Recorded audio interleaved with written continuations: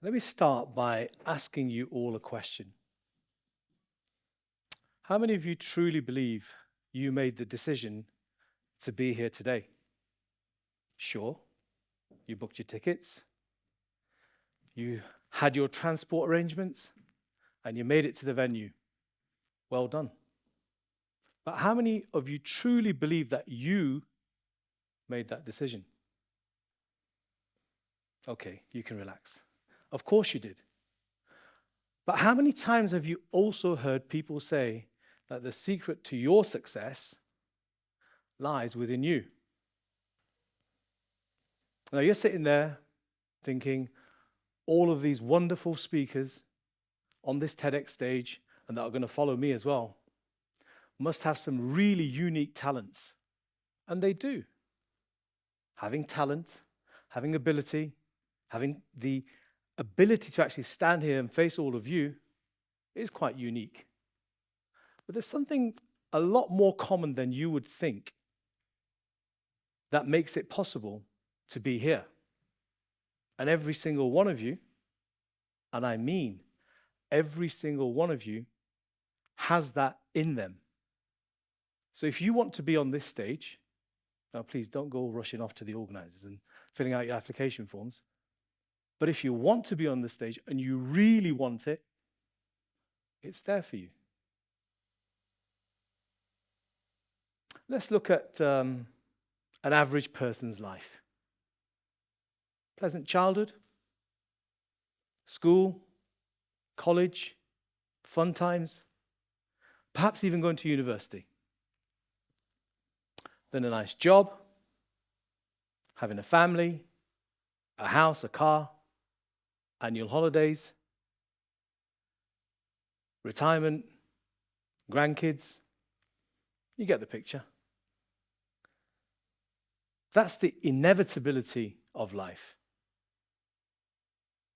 And inevitability is the twin evil of resilience. And resilience is what will drive you, if you want, to be on this stage or whatever your dreams are. There was a survey done in 2018 where 2/3 of Britons in this country felt unfulfilled. 2/3. And that was in 2018, before Brexit, before COVID, and everything we see today. A staggering figure. So that inevitable journey of life clearly doesn't seem to be working for everybody.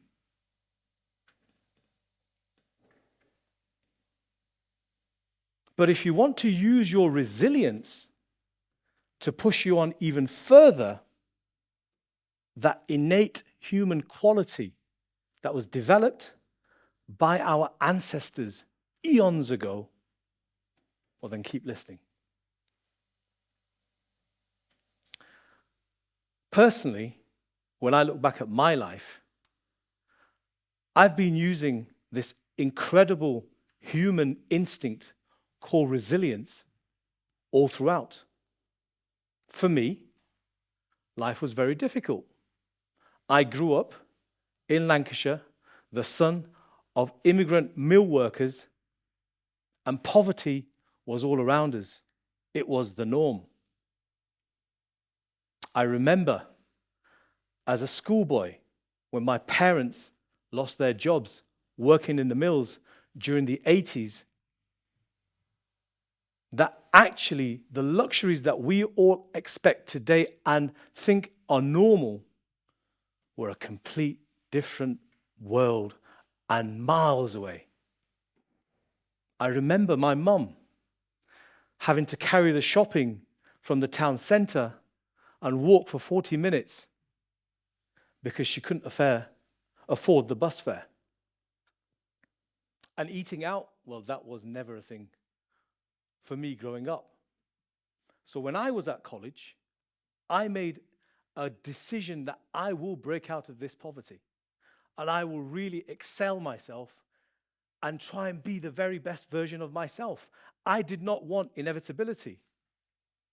Because inevitability, well, go with the flow. Life's already mapped out. Stay in your lane. Don't upset the apple cart. But by tapping into my resilience, I made it to this wonderful city of London, which in those days was literally 1,000,000 miles away. Now, it wasn't easy when I came to London. In fact, I remember experiencing those same pangs of poverty that I experienced as a child. The loneliness, being in this huge metropolis, wondering whether I will make it. But despite all my downs, I relied on my resilience to power me on. So if that meant I changed professions, I did that. If that meant I started businesses and I failed and I started another business, I did that. Because I did not want to accept inevitable. Remember? The twin evil of resilience. Now, when I look back and I see I'm a qualified lawyer, I'm a broadcaster, a journalist, I've got a number of businesses which are quite successful, and I have a wonderful family as well. But to get to where I did, I look back on how I did it, and I see all the time I was dipping into that well that I call resilience.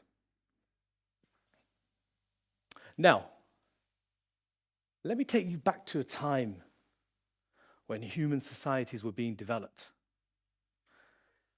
when farmland was being cultivated, when tribes were being formed, where you had to hunt for your food and protect your home from marauders. It was a time when human beings used their resilience to power themselves on.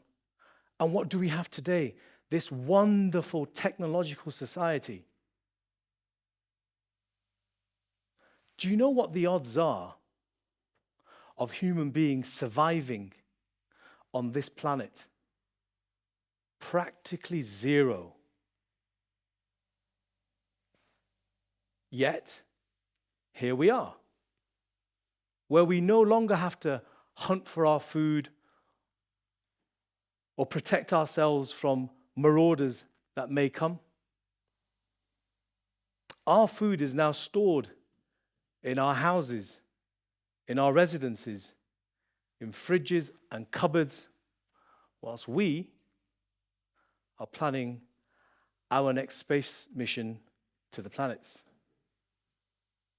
So when I say to you that you are a miracle, you really are a miracle.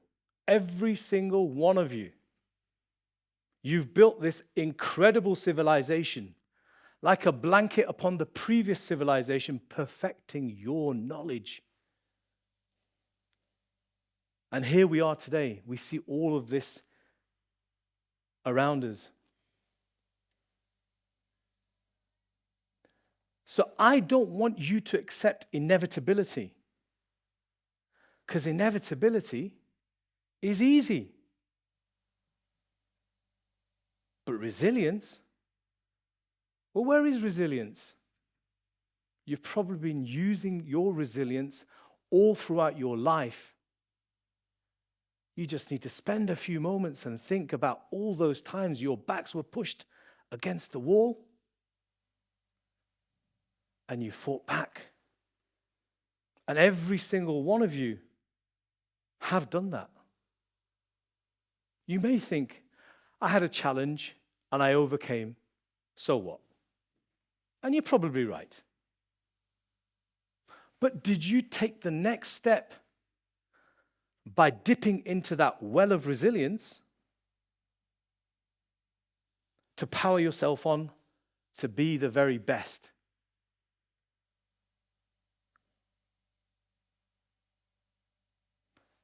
To be your very best is not being your optimum.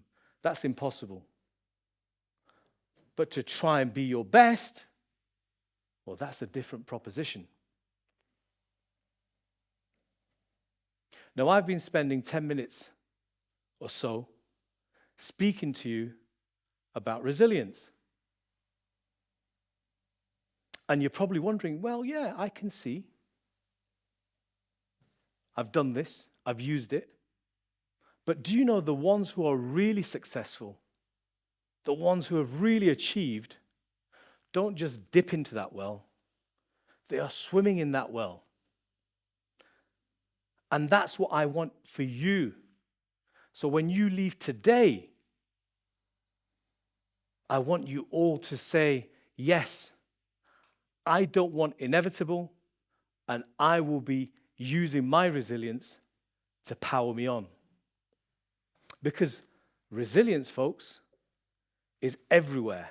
It's in you, it's around you, it's all around you, every single one of you.